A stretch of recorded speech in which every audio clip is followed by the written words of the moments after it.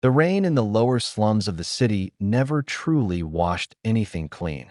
It only made the filth slick, turning the narrow, trash-filled alleyways into dark mirrors reflecting the distant neon lights of the skyscrapers above. 10 years ago, the rain felt exactly like ice against the skin. A young wren lay crumpled against a stack of rotting wooden pallets, his breath coming in ragged, shallow gasps that clouded in the freezing air. Blood, thick and dark, seeped through his torn jacket, pooling into the muddy water beneath him. He was nothing but an abandoned street stray, left to die in the dark after a minor turf war he had no stake in. His eyes were growing heavy, the edges of his vision blurring into a permanent, welcoming blackness. Then, the footsteps came. They weren't the heavy, predatory boots of the syndicate enforcers. They were light, hurried, and soft. A young boy, no older than 12, knelt down into the filthy mud right in front of him, completely ignoring the grime ruining his pristine, expensive wool coat. It was Leo. Leo's face was pale, his eyes wide with a pure, uncorrupted innocence that simply did not belong in a place like this. Without a word of disgust, Leo reached out, his small hands trembling as he pulled a clean, white silk handkerchief from his pocket. "Hold still. Please, just hold still. You are bleeding so much." Rin tried to pull away, a low, defensive growl catching in his throat, but he had no strength left. Leo ignored the warning, gently but firmly wrapping the white fabric around the deep laceration on Ren's forearm, tying it tight to stem the flow of blood. From a small paper bag, Leo pulled a fresh, warm piece of sweetbread, pressing it gently into Ren's uninjured hand. "Eat this. You have to stay awake. My father's men are coming to pick me up. I will tell them to help you. Don't close your eyes." Ren stared up at the boy, his mind completely numb, his fingers tightening around the warm bread. In a world where everyone took, this strange, wealthy child was giving. That white handkerchief became a brand on Ren's soul. From that exact moment, the stray died and the shadow was born. 10 years later, the setting shifted from the freezing mud of the slums to the oppressive, suffocating luxury of the Mafia mansion's grand dining hall. The air inside was thick, smelling heavily of rich, aged mahogany, expensive cologne, and the metallic undertone of unspoken threats. Massive crystal chandeliers hung from the high ceiling, casting a sharp, artificial glare over a long banquet table. Dozens of family members, high-ranking capos, and distant cousins sat along the sides, their laughter loud, boisterous, and entirely fake. They drank deep from crystal goblets, boasting of territory seized, rivals crushed, and blood spilled in the name of the syndicate. But at the very end of the table, isolated by a deliberate, mocking expanse of empty wood, sat Leo. Leo was 22 now, dressed flawlessly in a tailored black suit that looked more like armor than clothing. He sat perfectly still, his eyes fixed blankly on the untouched food on his silver plate. He was the sole legal heir to the entire empire, yet he looked like a prisoner waiting for the executioner's blade. He didn't speak. He didn't laugh. He simply endured the heavy, calculating stares of the men who called themselves his family, men who were openly waiting for his father to pass so they could tear Leo to pieces. Directly behind Leo's right shoulder, standing like an immovable statue carved from solid shadow, was Ren. Ren's massive frame was dressed in a simple, unyielding black suit, his hands clasped formally behind his back. His eyes never rested on the food, nor did they soften when they looked at the room. Ren's gaze scanned the dining hall with a cold, terrifying precision, calculating every exit, tracking every hand that dipped too close to a jacket lining, evaluating the threat level of every laugh. To the rest of the family, Ren was just a tool, a mindless, mute weapon bought and paid for by the old man to keep the weak heir breathing. They did not see the way Ren's jaw tightened every time a capo spoke to Leo with a little too much disrespect. They did not see the absolute, terrifying devotion hidden beneath that stoic, expressionless mask. For 10 years, Ren had kept exactly 3 steps behind him. 3 steps. The mandatory distance between a guard and a master. A distance that felt like a million miles, yet was the only thing keeping Ren from tearing the world apart to keep Leo safe. Leo cleared his throat softly, his voice barely a whisper against the roaring laughter of the table. Run. Yes, young master. I want to leave. The air in here. I cannot breathe. The car is already waiting at the side entrance, Leo. We leave in 30 seconds. The heavy iron gates of the mansion ground shut behind them, cutting off the garish estate light. Inside the rear passenger cabin of the luxury limousine, the world was completely silent. A thick, soundproof glass partition separated them from the driver, leaving the two of them alone in the dim, velvet-lined shadows. Leo let out a long, ragged breath, his shoulders dropping as the suffocating weight of his family's gaze finally lifted. He leaned his head back against the dark leather seat, closing his eyes as the exhaustion of playing the ruthless Heir caught up to him. The city lights outside blurred into long, bleeding streaks of neon blue and crimson against the rain-slicked windows. Across from him, sitting perfectly upright on the opposite bench, Ren did not move a muscle. His hands were still resting flat on his knees, his posture as rigid as if he were still standing guard in a room full of enemies. But with Leo's eyes closed, the lethal mask slipped, just a fraction.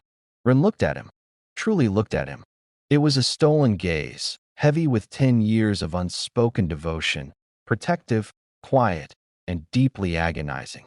He watched the gentle rise and fall of Leo's chest, the faint shadow of dark circles under his eyelashes, the way his lips parted slightly in sleep. Ren knew every line of that face. He had memorized it over a decade, guarding it like a sacred relic he was forbidden to touch. Exactly 3 steps away. Always 3 steps. Even now, the space between their seats felt like a vast, uncrossable chasm. Suddenly, the limousine's tires screeched violently, throwing Leo forward against his seatbelt as his eyes snapped open. Ren, brace yourself. The heavy frame of the limousine lurched sideways as a massive, armored SUV rammed them from the left flank, the sound of tearing metal echoing like thunder. Before Leo could even process the impact, the rear driver's side window shattered inward into a million lethal glass shards. Ren didn't hesitate for a single microsecond. Instinct overrode all rules, all distance, all protocol. Ren lunged across the small gap between the seats, his massive frame completely blanketing Leo's smaller body against the leather cushions. A split second later, the sharp, deafening crack of automatic gunfire ripped through the night, bullets tearing through the reinforced doors right where Ren had been sitting. Leo gasped, his face pressed tightly into the fabric of Ren's heavy black jacket, the scent of rain, gunpowder, and Ren's familiar warmth filling his senses. He could feel the incredible tension in Ren's muscles, the brute strength holding him down, shielding him from the flying debris. Ren, are you hit? Do not move, Leo. Stay down. Ren's voice was deathly calm, a low, gravelly rumble against Leo's ear, completely unbothered by the chaos surrounding them. The limousine fishtailed wildly, the driver fighting to keep control as another volley of bullets shattered the front windshield. Ren reached inside his jacket, his large hand wrapping securely around his sidearm, his eyes locked on the shattered window frame as the dark highway rushed past. They aren't trying to capture you, Master Leo. This is a hit.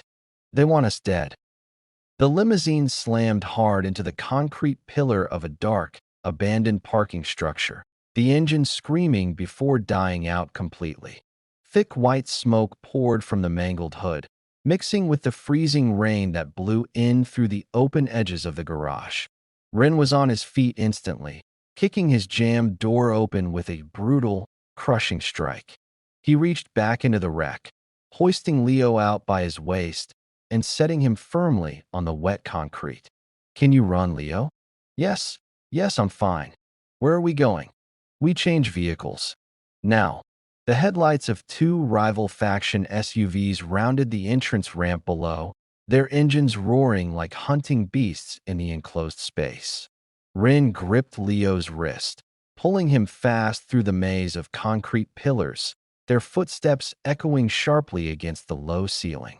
Bullets began to chip away at the concrete pillars behind them, showering them in sharp stone dust. Rin stopped behind a nondescript, heavy black SUV parked in the darkest corner of the upper deck.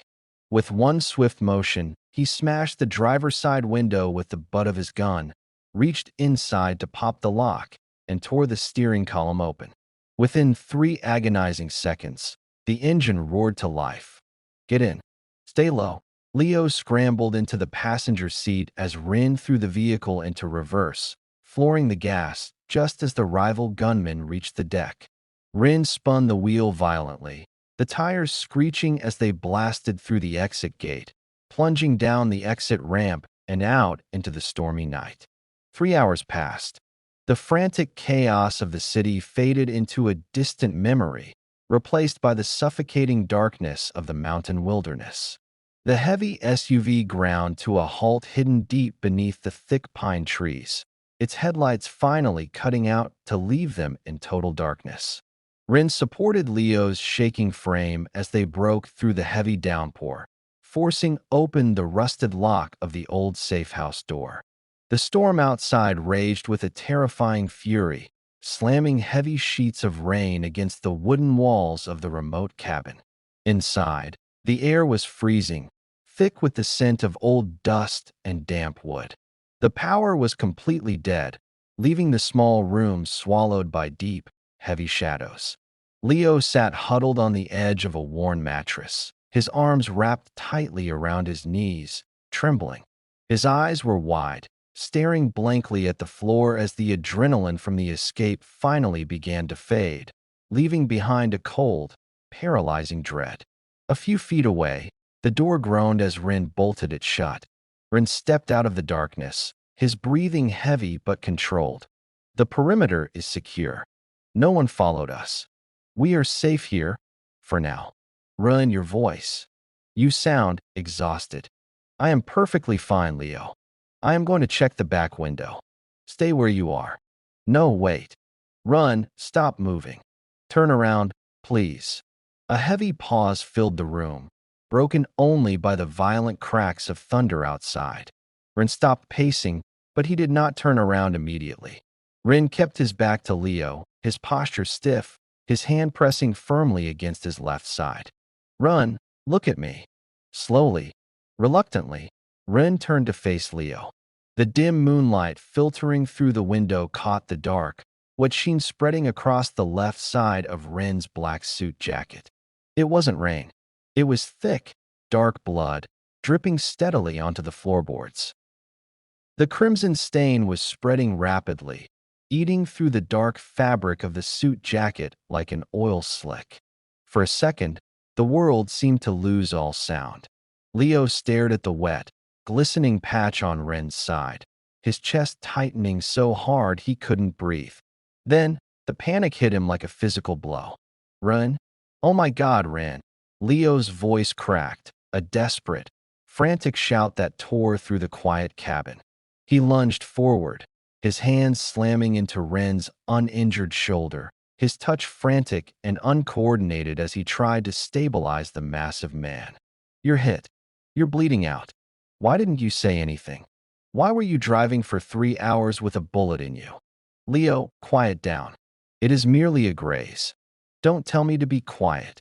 Leo screamed, tears of absolute terror finally spilling over his eyelids, hot and fast. Look at you. You're pale, your hands are freezing, and you're bleeding all over the floor. If you die because of me, sit down. Sit down right now. That is an order. Rin closed his eyes for a brief moment, the sheer force of Leo's panic striking him deeper than the bullet ever could. He allowed Leo to push him heavily onto a worn wooden chair by the hearth.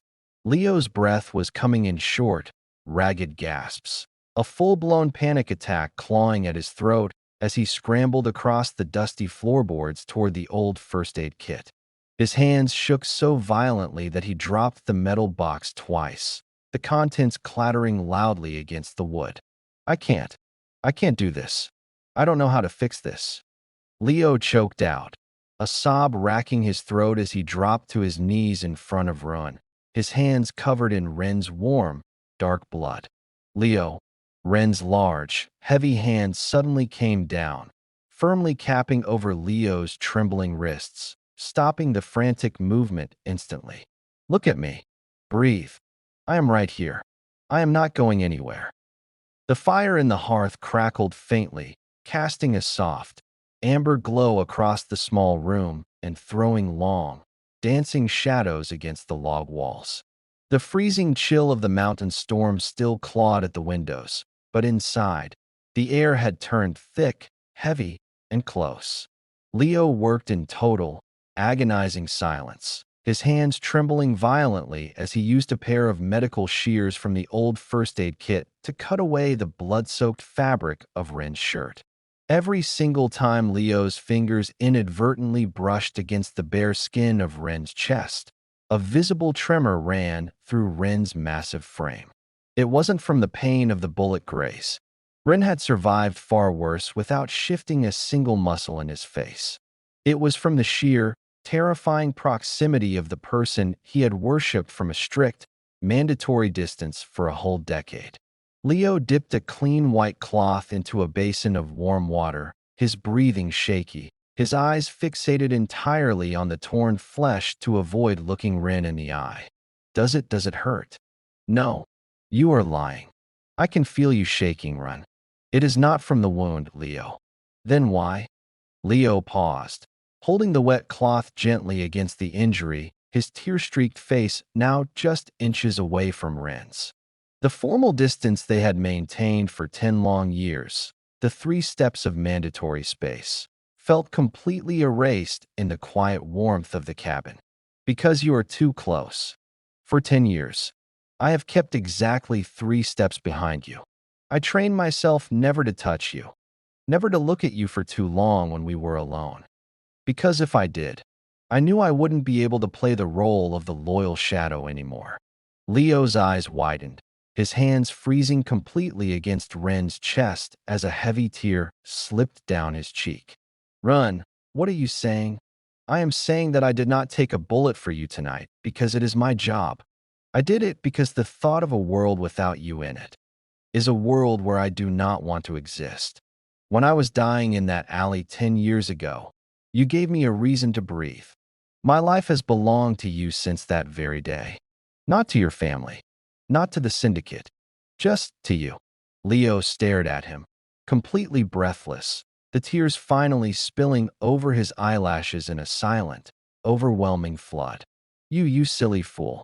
All this time, I thought I was completely alone in that horrible house.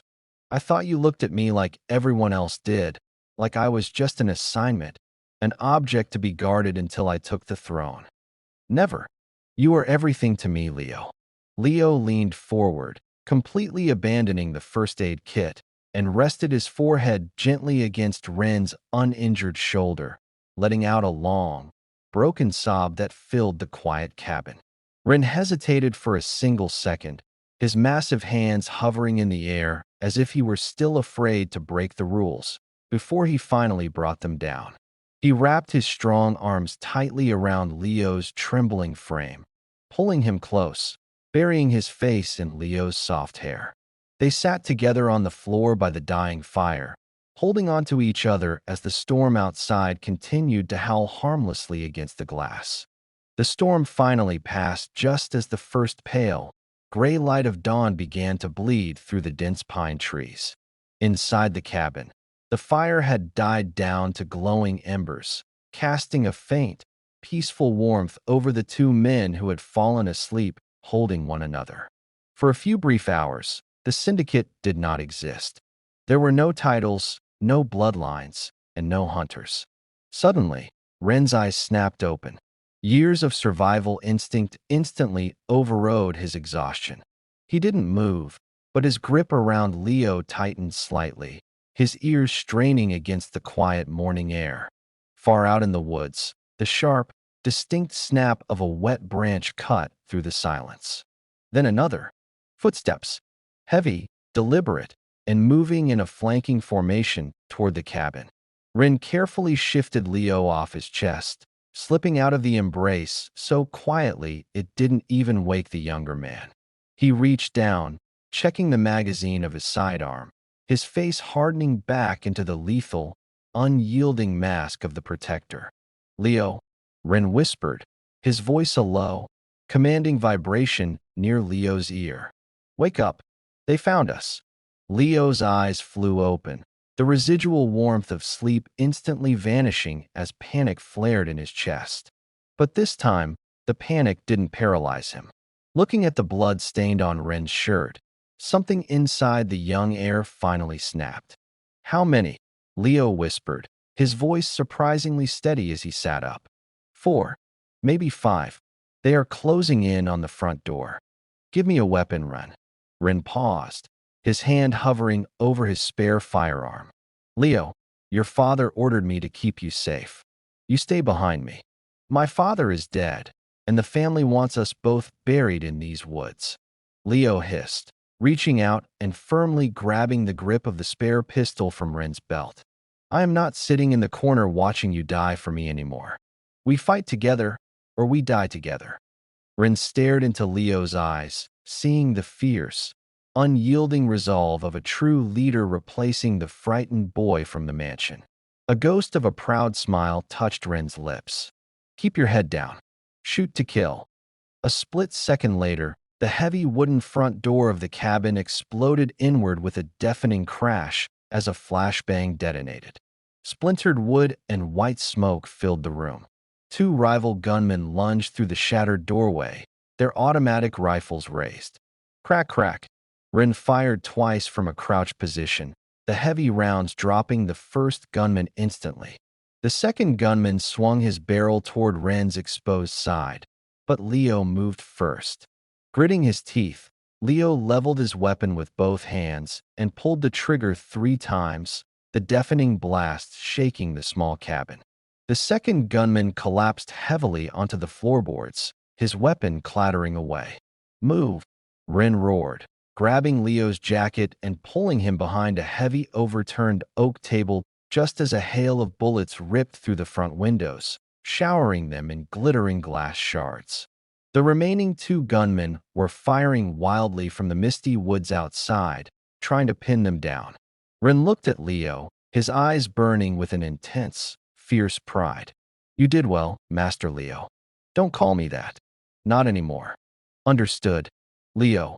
Ren slammed a fresh magazine into his weapon, his eyes locking onto the broken window frame. "On 3, we push out. We end this right here. 1, 2, 3. Together, they rose from behind the barrier, their weapons firing in perfect, lethal unison into the early morning mist. The deafening echoes of the final gunshots faded, leaving only the quiet, rhythmic dripping of melting frost from the cabin eaves. A thick, heavy silence settled over the misty pine woods. Ren kept his weapon raised for several long seconds, his chest heaving as he scanned the tree line through the shattered doorway. Nothing moved. The remaining hunters were either dead or running back to the city with a clear message. The air would not be taken easily. Slowly, Ren lowered his arm. The intense, lethal tension in his massive shoulders finally broke. He turned his head to look at Leo. Leo was still standing beside him, his knuckles white around the grip of the pistol, his breath coming in shallow, ragged gasps as the adrenaline slowly ebbed away. Ren reached out, his large, calloused hand gently covering Leo's fingers, easing the weapon out of the younger man's tight grip. "It is over, Leo. They are gone." Leo blinked, looking down at his empty hands, then up into Ren's eyes. A sudden, overwhelming wave of relief washed over his face, his knees buckling slightly under the weight of it. Ren caught him instantly, drawing Leo tightly against his chest, careful not to aggravate his own bandaged side. "You saved my life," Ren murmured into Leo's hair, his voice rough with emotion. "You shouldn't have had to do that." "I told you," Leo whispered, his voice steadying as he wrapped his arms around Ren's waist. "No more running 3 steps behind. If we survive, we do it together."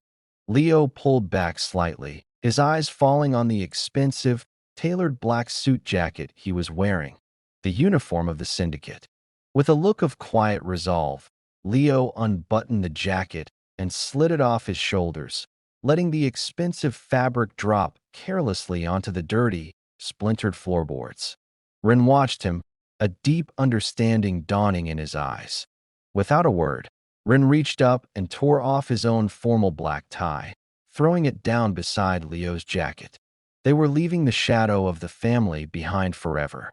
They were no longer a master and a guard. "We leave the car here," Ren said, looking toward the dark forest paths. "We walk. By the time they find this cabin, we will be across the border." Leo reached down, taking Ren's large hand, his fingers intertwining firmly with Ren's. "Then let's go? Let's find somewhere where the air is clean." Side by side, hand in hand, they stepped over the threshold of the shattered cabin, walking away from the blood and the fire, and straight into the warm, golden promise of the rising sun. 1 year later, the afternoon sun filtered softly through the kitchen window of a small, quiet cottage miles away from the city. The air here did not smell of blood, expensive cologne, iron gates, or gunpowder. It smelled of fresh morning coffee, warm wood, and rain-washed pine trees. Leo stood by the counter, quietly stirring 2 mugs, a peaceful, contented smile resting on his face as he looked out at the open garden. The shadows under his eyes were entirely gone, replaced by a healthy brightness that belonged to a man who no longer had to sleep with a weapon under his pillow. A heavy, warm pair of arms wrapped gently around his waist from behind, a broad chest pressing solidly against his back. Leo didn't flinch. He didn't tense. He simply leaned back into the embrace, letting the familiar warmth wash over him. "You should be resting, Ren. You spent the entire morning out in the clearing chopping wood." "I am perfectly fine, Leo. My side hasn't bothered me in months. Besides, I found myself completely incapable of staying away from you for that long." Leo let out a soft laugh, a sound that would have been entirely foreign to the boy who sat at the lonely Mafia dining table a year ago. "You used to be so quiet, always 3 steps behind me, acting like an immovable stone wall. Now look at you. You are completely spoiled. I am only making up for 10 years of lost time." Leo turned around within the circle of Ren's arms, resting his palms flat against the soft cotton of Ren's casual sweater, looking up into the dark eyes that had watched over his life for a decade. There were no syndicates left to run from, no empty titles to uphold, and no more secrets left to hide from the world. The empire they left behind had torn itself apart. But here, in the quiet hills, they had built something unbreakable. "I love you, Ren, and I will spend the rest of my days proving that my life belongs right here, by your side."